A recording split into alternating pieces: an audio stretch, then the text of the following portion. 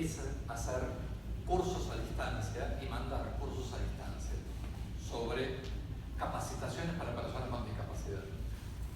El truco es que nosotros damos una capacitación breve para que se armen los grupos de autogestores.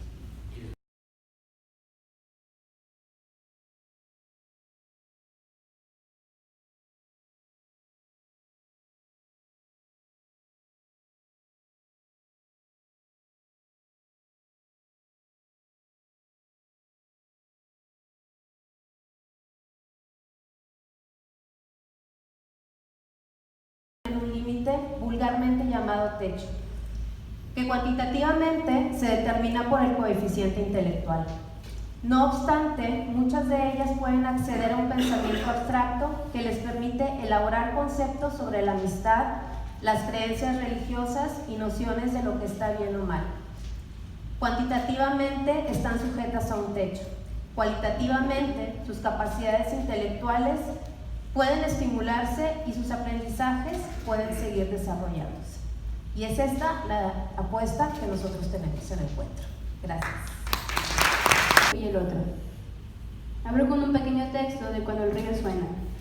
Cuanto más capaz es uno de nombrar lo que vive, más apto será para vivirlo y transformarlo. Cuando una persona no cuenta con las palabras para pensarse a sí mismo, para expresar su angustia, su coraje, sus esperanzas, no queda más que el cuerpo para hablar. Ya sea el cuerpo que grita todos sus síntomas, ya sea el enfrentamiento violento de un cuerpo con otro, la traducción en actos violentos. Este texto me puso a pensar en mi grupo preencuentro, en el nombre y en el significado de la palabra preencuentro. Pre, antes, encuentro, encontrarse. Es decir, antes del encuentro.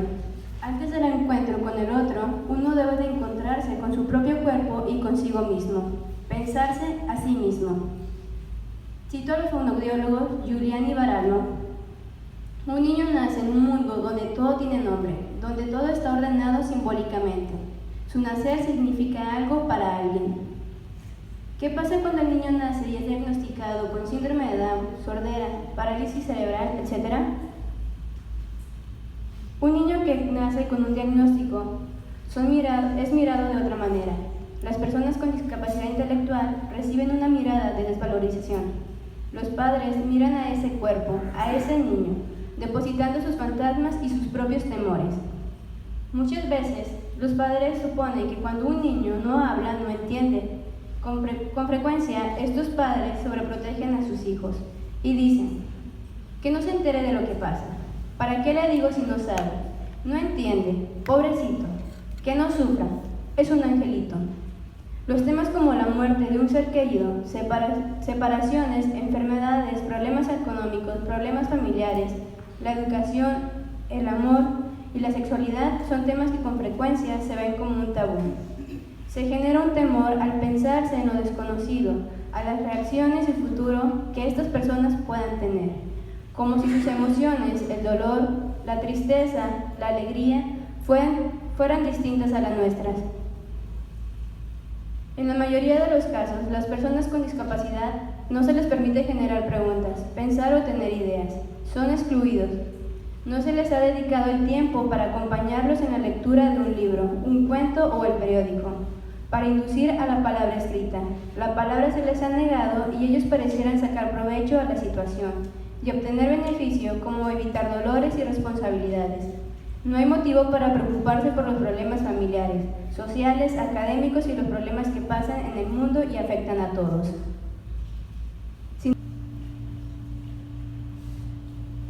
Dentro del grupo no existe la iniciativa para participar en actividades cotidianas o muy repetitivas. Si bien sabemos que la constancia y repetición es indispensable para la adquisición de diversos aprendizajes, en las escuelas muchas veces se olvida el aspecto subjetivo del aprendizaje, impartiendo el conocimiento por lo general de forma arbitraria, olvidando que el sentido de enseñar es construir un espacio propicio dentro del aula que permita despertar el deseo del alumno por aprender. A los estudiantes hay que darles variabilidad, sin dejar de tener presente qué es lo que queremos que el alumno aprenda. Es por esto que decidí que la principal herramienta para trabajar con los jóvenes sería el juego, debido a que éste ha demostrado ser una valiosa experiencia de aprendizaje. En la actualidad se ha superado en gran medida la tendencia a considerar el juego como una pérdida de tiempo y propia de la infancia, ya que es de gran importancia para el sano desarrollo de la personalidad, factor que en este caso era de vital importancia. Al inicio de las clases, los alumnos no podían mencionar las partes de su cuerpo, copiar algunos textos, disfrutar de una lectura y comprender qué era lo que se estaba leyendo. El tomar fragmentos de alguna situación y aplicarlas en la vida cotidiana era prácticamente imposible. Es aquí donde entró el juego, en la creación de actividades que, si bien eran temas estructurados, deben ser abordados de una manera dinámica para ellos, por medio de memoramas, bailes, cantos, rompecabezas, etc. Una de las principales dificultades a las que nos enfrentamos los docentes es encontrar recursos de texto adecuados para los estudiantes, ya que hay que respetar su edad cronológica, pero al mismo tiempo utilizar lectura que encaje con ellos y que les haga despertar algo y sea comprensible. Los aspectos que hay que tomar en cuenta para elegir una lectura es que no sea un texto con dibujo animado. Tiene que tener objetos reales, que tengan contenido de interés o situaciones que se les pudiera presentar en un momento determinado, que cuente con personajes de acuerdo a su edad o que puedan tener algún contacto directo con ellos. Es decir, que el tema se centre puede ser en una mamá, un amigo, abuelos, etc. El tamaño de la letra es importante y no saturar las páginas de letra, pero al mismo tiempo que no tenga poco texto. En la mayoría de los casos se tienen que adaptar los textos de gente de su edad a pequeños relatos o novelas, haciéndolo más comprensible. ¿Tienen comprensión de la pregunta que les estoy haciendo? ¿Saben ellos lo que es amanecer de mal humor o con algún otro síntoma? ¿Tendrán miedo de responder mal por medio a un regaño? En la mayoría de los casos escucho esta respuesta, ya que así los enseñan a contestar y estar, siempre contentos, felices, de buen humor y positivos en todo momento. Ellos son inmunes a contestar positivo, porque así les enseñaron en casa. El contestar bien como si no tuviera un significado de algo, o como si siempre deberían, por obligación, de estar bien. ¿Quién dice que es malo estar enojado, triste, angustiado? A la mayoría les cuesta aún más expresar por lo que ellos están pasando, ya que no logran identificar qué sienten, o más bien, qué deberían de sentir. Ellos deberían de tener la seguridad de decir: no quiero cenar esto, esto no me gusta, me enoja cuando me hacen esto, me gusta cuando me dices que yo puedo. Aquí es donde entra la confusión. ¿Qué pasa si contesto bien o qué pasa si contesto mal? Debemos de enseñarles a descubrir el problema, la situación y qué es lo que ellos quieren resolver, o más bien, cómo lo van a resolver. Preguntarles qué sienten cuando algo no les gusta, cómo me siento, para evitar respuestas rígidas. Ubicarlos en tiempo, persona, espacio, para lograr una historia y ayudarle al alumno a armar un pensamiento con estructura. Enseñarle al alumno a escucharnos los unos a los otros y a guardar silencio cuando alguien más esté hablando. Cuando uno realmente se sienta a preguntar y escuchar, logramos entender muchas cosas, como por ejemplo, ayer Juanito no trabajó, estuvo súper agresivo con los compañeros y contestando de mala gana, no quiso comer y salió de muy mal humor del colegio. Uno como profesional se la pasa llamándole la atención para que trabaje, a base de regaños, castigos o comparaciones con los demás compañeros. Pero ¿por qué nos vamos inmediatamente a la agresión? En vez de regañarlo, vamos a escuchar qué siente y por qué está teniendo este tipo de conducta. Si nosotros nos sentamos a escuchar, aunque sea 5 minutos de nuestro tiempo, ¿qué pasa con él? O para una persona que no tiene comunicación oral, nos tomamos el tiempo de observar sus conductas y actividades, podremos entender por lo que está pasando. Al hacerle la pregunta a Juanito acerca de su mal humor, contesta que no durmió bien, que tiene dolor de panza, cabeza, etc. Juanito estaba enfermo y es totalmente entendible que no quiera trabajar o comer. Pero aquí es donde nosotros, como profesionales, entramos a facilitarle la expresión de su sentimiento y de comunicárnoslo. Darle la confianza al alumno de que nosotros vamos a estar para escucharlo, apoyarlo y ayudarlo. surja, es necesario proponer situaciones concretas y problemas reales, lo que facilita la adquisición de los contenidos matemáticos fundamentales. Esto va a dar al alumno la experiencia de enfrentarse a situaciones que lo desafían y que requieren de sus habilidades y destrezas, de lo que generará confianza en que es capaz de aprender y solucionar esas problemáticas, creando una actitud positiva hacia el aprendizaje. Al tener la oportunidad de resolver sus problemas, a ellos les implica flexibilizar su pensamiento, llegando a proponer estrategias cognitivas propias. Resolver problemas es hacer matemáticas. Durante ese proceso se argumenta y se comunica paso a paso. Se representa visualmente, se ejercita la escucha al tomar la opinión del otro, o mediante una lluvia de ideas de libre asociación. Y nosotros, como guías para llegar a esa respuesta que todos estamos buscando. Hacemos matemáticas desde que comenzamos el día al hacer la pregunta ¿cuántos alumnos vinieron el día de hoy? Un desafío verbal que espera respuesta y que se relaciona con la actividad de contar. Desde anotar la fecha del día, donde se dirigen a un calendario, ubicando el día y el mes para después anotarlo, o cuántos días nos faltan para nuestro viaje anual, y ellos puedan seguir la secuencia del conteo hasta llegar a ese día que tanto esperan. La finalidad siempre debe ser clara. Debe ser algo que se les involucre con aquello que tienen que alcanzar, buscar, decidir y averiguar.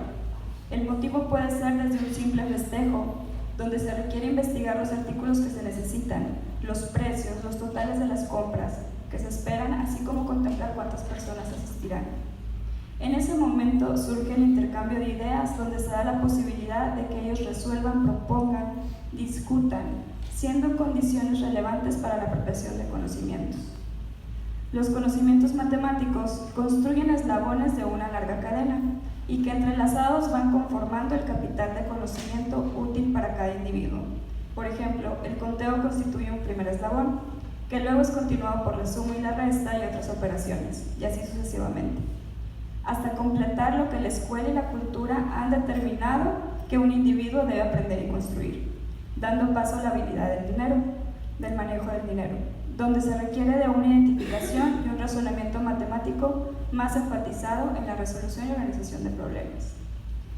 Cada etapa entonces va a posibilitar un trabajo diferenciado sobre el cual el maestro puede variar o modificar aspectos que le permitan proyectar un proceso de enseñanza, que permita considerar otras actividades dentro del ámbito numérico, la disposición espacial de los objetos, la relación de los números, etc. Esta ha sido una propuesta para abordar la enseñanza de las matemáticas que es útil en cualquier escenario educativo y se centra esencialmente en considerar al estudiante como sujeto didáctico, con particularidades y funcionamientos diversos. Enfocados en las personas, en los estudiantes, en las estudiantes, y también tener proyectos enfocados en la naturaleza. Y a partir de ahí poder como seguir fortaleciendo las experiencias de aprendizaje, ¿no? Yo les quiero invitar a hacer un mini ejercicio. Piensen ustedes en algún elemento de la naturaleza, en alguna experiencia o en algún organismo que ustedes hayan tenido oportunidad de ver y que recuerden haberse asombrado. Piensen ya sea en un paisaje, en una situación o en un organismo, ¿no? En un ave o en una planta. Piensen en sus colores, en sus aromas, si pueden recordar qué hay alrededor de ese recuerdo que tienen.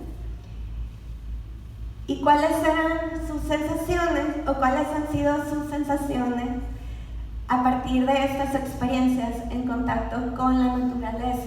Los invitaría a pensar en una experiencia grata, o sea, en una experiencia positiva. Okay.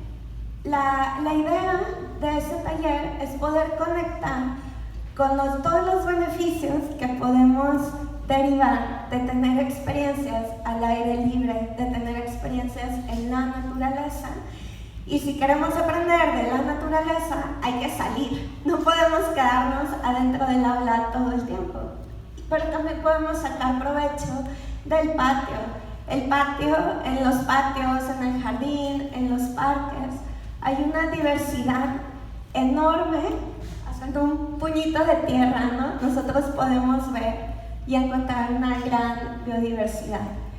La propuesta de este taller de ciencias surge de la que, bueno, hay una organización también llamada Colectivo La Bola, de la que también soy parte, y a través de juntar nuestras herramientas de ciencias junto con herramientas de agricultura urbana, hay un programa llamado Manos a la Tierra, y a partir de aquí se genera una propuesta de trabajar de manera pedagógica la exploración del ecosistema a través de 4 preguntas guía, que son las que hemos estado utilizando.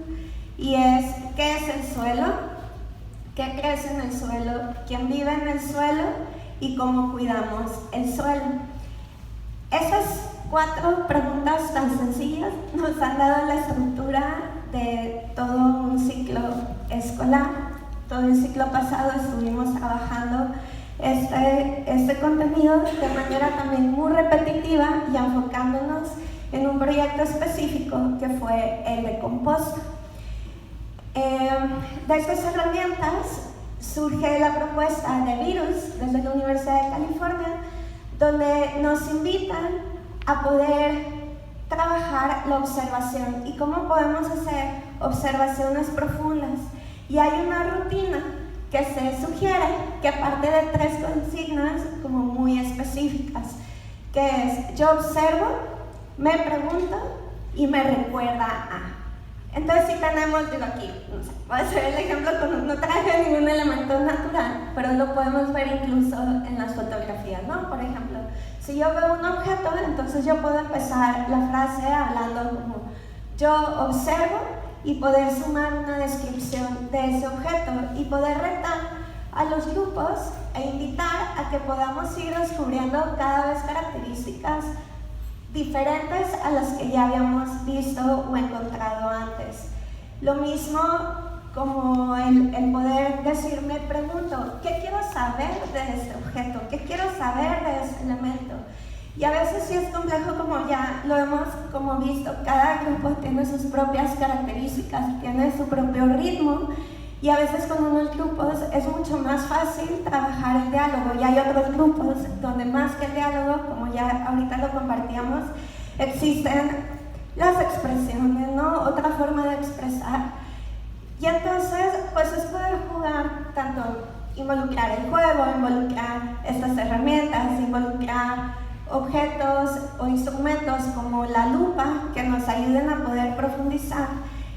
Las lupas nos ayudan a entrar a mundos, a minimundos, mundos que no podemos ver de otra manera si no es a través de una lupa que nos ayude a ampliar. Y ahí se vuelve otra complejidad, digamos, el aprender a manipular estos objetos. Para algunos es más fácil que para otros chicos.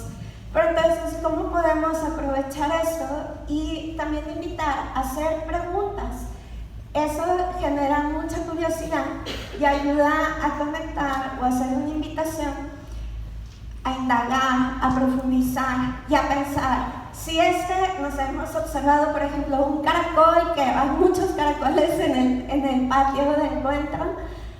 Bueno, si el caracol te pudiera responder, ¿qué le preguntarías? Y se han generado un montón de preguntas súper padres, e incluso complejas, y no necesitamos tener nosotros la respuesta en ese momento, sino poder fomentar estas habilidades de indagación, estas habilidades de querer observar un poco más, y a veces encontraremos las respuestas a partir de los mismos organismos que estamos observando.